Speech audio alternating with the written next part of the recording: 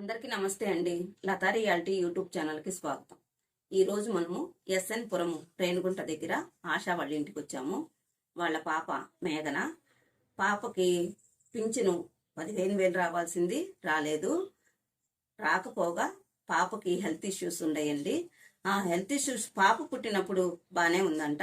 మరి ఇలా ఎలాగ జరిగింది, ఏం జరిగింది అనేది మేఘన వాళ్ళ అమ్మగారిని అడిగి కనుక్కుందాము రండి. అమ్మ నమస్తే. అమ్మ నమస్తే మేడం. పాప పుట్టినప్పుడు ఇలాగే ఉందా మేఘన? అంటే పుట్టినప్పటి నుంచి 3 నెలల వరకు అది ప్రాబ్లం ఉందని తెలియలేదు మాకు.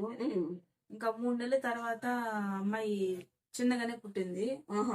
అంటే పుట్టినప్పుడు ఏడవలేదు అమ్మాయి. అంటే నెలలు కరెక్ట్ గా 9 months అయిపోయిన తర్వాతే పుట్టిందమ్మా? అట్లే పుట్టింది.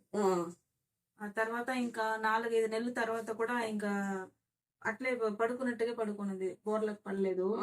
దానివల్ల మాకు ఇంకా డౌట్ వచ్చి హాస్పిటల్ ఎప్పటికి చూపించారు పాపకి? 5-6 నెలల తర్వాత. 5-6 నెలల తర్వాత చూపించారు.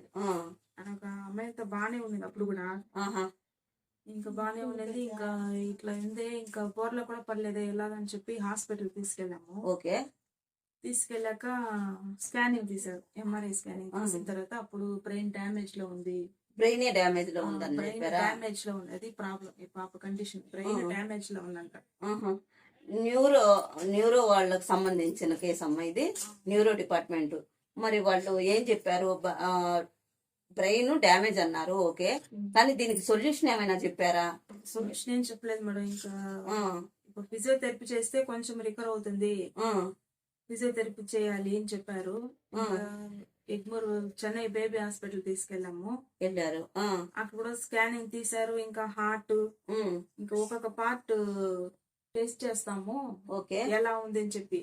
కానీ చేసిన తర్వాత కూడా దానికి ఇంకా ఒక్కొక్క టెస్ట్ కి 20,000, 15,000 అట్లా కట్టాలని చెప్పారు చెన్నైలో ఎగ్మూర్ హాస్పిటల్. ఇంకా అంత స్తోమత మాకు లేదని, ఇంకా తర్వాత ఒకవేళ చేసినా మళ్ళీ ఏమైనా రికవర్ అవుతుందా అంటే మళ్ళీ ట్రీట్మెంట్ లేదంట. దానికి రికవర్ అవ్వకపోగా డబ్బులు ఖర్చు అయినా కానీ రికవర్ అవుతుంది అని గ్యారెంటీ అయితే ఇవ్వలేదు వాళ్ళు.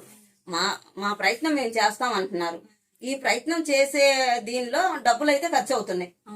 ప్రైవేట్ గా కాకుండా గవర్నమెంట్ కి సంబంధించిన హాస్పిటల్లో దీనికి న్యూరో డిపార్ట్మెంట్ కి సంబంధించినవి ఉంటాయి కదమ్మా, దానికి ట్రై చేయకపోయారా? ట్రై చేస్తున్నాము. ఇప్పుడే వచ్చి చెప్తున్నారు తిరుపతిలో ఒక చోట రోయ్ హాస్పిటల్ ఈ పాప నంబర్ తీసుకొని ఈ విధంగా ఉంది, డాక్టర్స్ ఉన్నారు, ట్రీట్మెంట్ అని చెప్పి చెప్తున్నారు. తీసుకెళ్తున్నాం మేడం. మరి ఫిజియోథెరపీకి పాప స్పందించి కొంచెమైనా బెటర్మెంట్ ఉందా? ఫిజియోథెరపీకి అంటే బానే ఉండింది అమ్మాయి. ఇంకా లాస్ట్ ఇయర్ ఫీవర్ వచ్చి ఇట్లా వీక్ గా అయిపోయింది, సన్నగా. అంటే ఫిజియోథెరపీ చేసినప్పుడు ఇట్లా లేదు కదా నాయన? ఫిజియోథెరపీ మామూలుగా రెగ్యులర్ గా చేస్తున్నారు. 1 year బాగా ఫిజియోథెరపీ చేస్తూనే ఉన్నాము. మరి అమ్మాయికి ఎందుకు సెట్ అవ్వలేదో ఏమో తెలియలేదు ఫిజియోథెరపీ. డాక్టర్ గారు వాళ్ళు చేస్తుంటే వాళ్ళకి అర్థమవుతుంది కదా పాపకి ఎలా ఉంది, ఇట్లా ఉంది అని.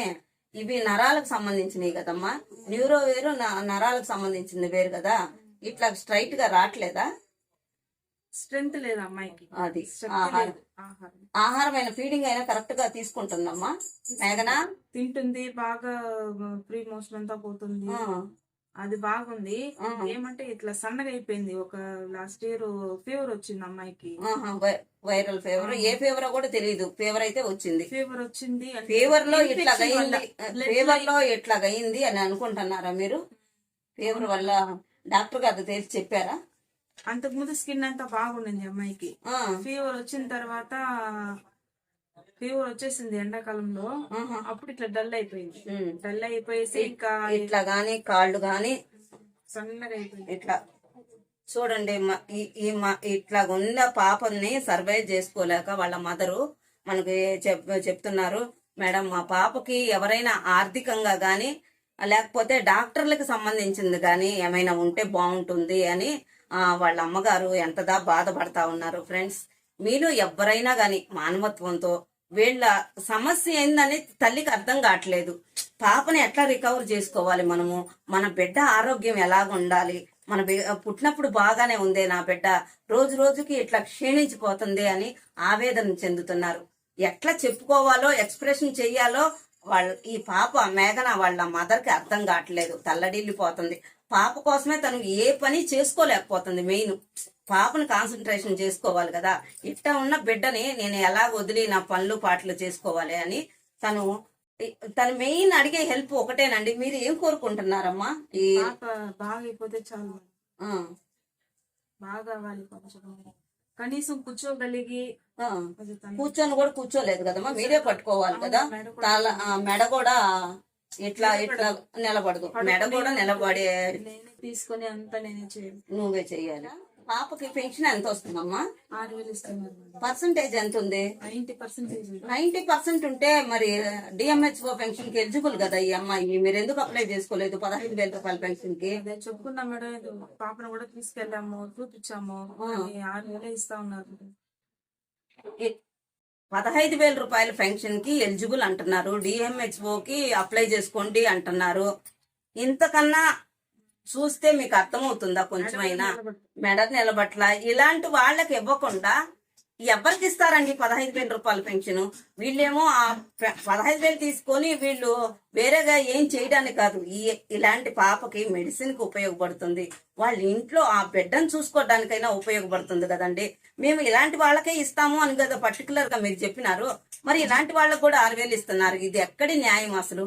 ఇది ఎక్కడి ధర్మం అసలు? మీరు ఏ ప్రభుత్వం వచ్చినా మా వికలాంగుల్నే ఎందుకు టార్గెట్ చేస్తున్నారు? మా దివ్యాంగుల సమస్యలు పట్టవా? నేను ప్రశ్న సూటిగా వేస్తున్నాను. ఇట్లాంటి వాళ్ళకి దయచేసి 15,000 రూపాయల పెన్షన్ ఇవ్వండి. వీళ్ళకి అంతో ఎంతో మెడికల్ కు ఉపయోగపడుతుంది. మీరు చేయాల్సిన సహాయము మీ ఇంట్లో తీసుకొచ్చి ఇవ్వద్దండి. కనీసం వీళ్ళకి రావాల్సిన రైట్స్ వీళ్ళకి ఇవ్వండి. వాళ్ళ అమ్మగారు ఎంతదా తిరుగుతున్నారంట, మా పాపకి డిఎంహెచ్ఓ పెన్షన్ ఇవ్వాలి 15,000 ఇస్తారు కదా, అది ఇవ్వలేదు, రాయలేదు అని తిరుగుతున్నారు. మన ఛానల్ ద్వారాగా నేను ఒక రిక్వెస్ట్ చేస్తున్నాను. డిఎంహెచ్ఓ పెన్షన్ కి పాప పూర్తిగా ఎలిజిబుల్. మీరు ఎవరైనా ఈ వీడియో చూస్తున్నట్లయితే దయచేసి వీళ్ళకి సహాయం చేయండి. ఆ పెన్షన్ వచ్చేటట్టుగా ఏర్పాటు చేయండి.